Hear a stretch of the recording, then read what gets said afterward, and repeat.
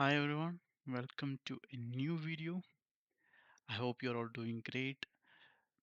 In this week's video, I'll be actually covering, I'll be actually checking if the shellcode that we created previously actually works. A few weeks back, I actually created a shellcode, but we never really checked if that actually works. Now we are going to try it out. Now the question comes, how am I going to actually try and see if it really works? For that, we are actually going to look at an old CV in Windows, not in Windows specifically. It's a application. It's an FTP server that was publicly available at that time. It's called FreeFloat FTP, and it was in version 1.0 where they have a stack buffer overflow present. So we are going to see if our shellcode actually works, and we can actually pop up a notepad um, notepad using that buffer overflow. Let's get right into it. I'm not really going to explain what the bug is and go into depths of that. The bug is actually there in the put method. So you can put files using that method onto the file server. The issue is that they were not actually checking the size of the file name. So if you send in a very large file name, you could actually overflow the buffer and yeah, overflow the buffer. So that was basically the issue there. So in this video, I'm actually going to cover two specific parts, the buffer overflow part and how we are going to actually load the shellcode into it and send it out. So first things first, I will show you the application. So if I go into exploits, so this is actually the FTP server. I'm just going to run it, and it's going to run in the background. You can see that this is only a thing, so it's going to be running on localhost. Whatever port you want to define it, that can be defined as well. So I'll unload and I'll close it. In order to identify where the buffer is overflowing and to understand the stack specific details, we need to actually use a disassembler here. I'm going back to our tried and tested uh, X32DBG. So it's already loading the FTP server. I have loaded it priorly. I'm just going to run it. So now the application will actually be running here. Okay, there are two instances of it. That's not an issue. I'll go back to my shellcode loader file that we created last time. There are a few things here that you can see specifying to patterns. So so there's actually a pattern generator here so that we know where exactly the buffer is being overflowed.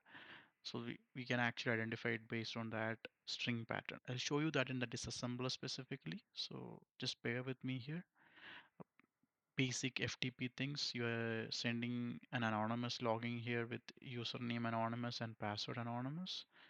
Nothing fancy here.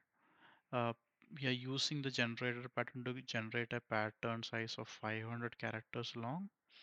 Don't don't actually think about this thing as well. We are just sending the pattern with a put instruction and 500 characters long, right? And CRLF. That's it. Nothing fancy here. And I'm just gonna run this. So now if we go back to our FTP server, you can actually see it doesn't look much, but you can actually see the stack pointer actually has a lot of random characters in it. So that basically states that our stack has overflowed. The user control input is there now. EIP pointer, the instruction pointer is also overflowed. Now, now we know what all characters are the first ones to arrive here. So we will kind of write the code based on that. So we need to actually identify what characters are present in the first where the stack has overflowed. So it's 43, 41, 41, and 4D. It's in Little Indian, as you know. So this will be 4D ASCII will be I believe J, 4D, and 4D is M.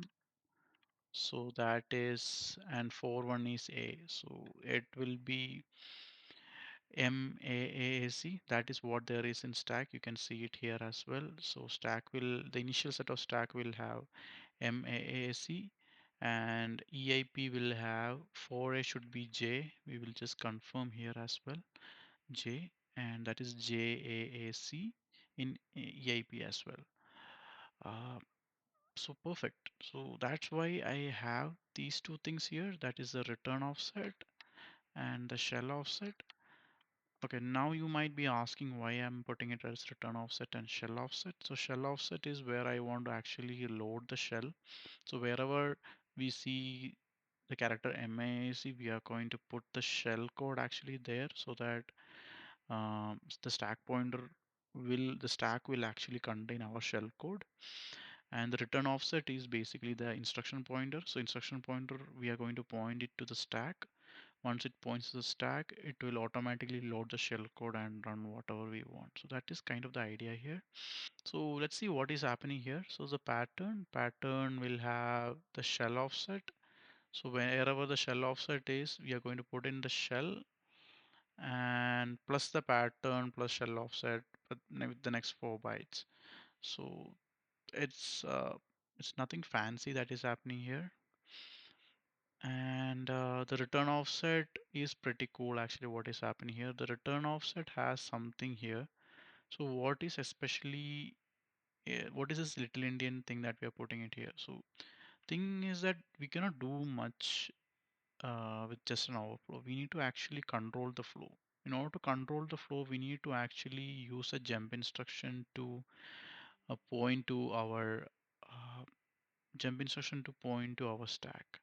So we need to actually search the entire modules for a command, which is basically a JMP ESP instruction. So whichever JMP ESP is present, we can use that. So think about it, the program has actually overflown and it has actually crashed. So ideally what you need to do is that before the crash, you need to actually put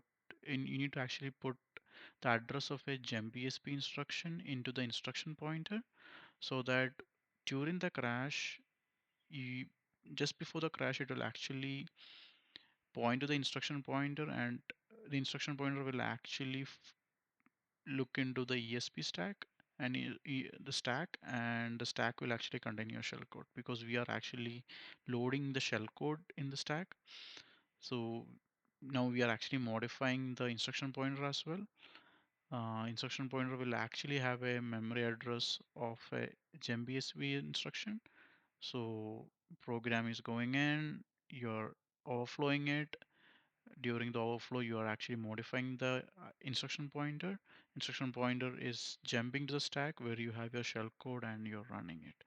So we are actually putting this first address here in Little Indian format, as you can see, 6C F0 0F and 53. That is 63 F0 0F and 53. You have it here in Little Indian format. You make sure that your program is running again.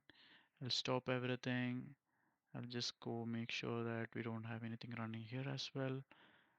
Bang, and it should run now. We have our FTP server running now. We will use our shellcode.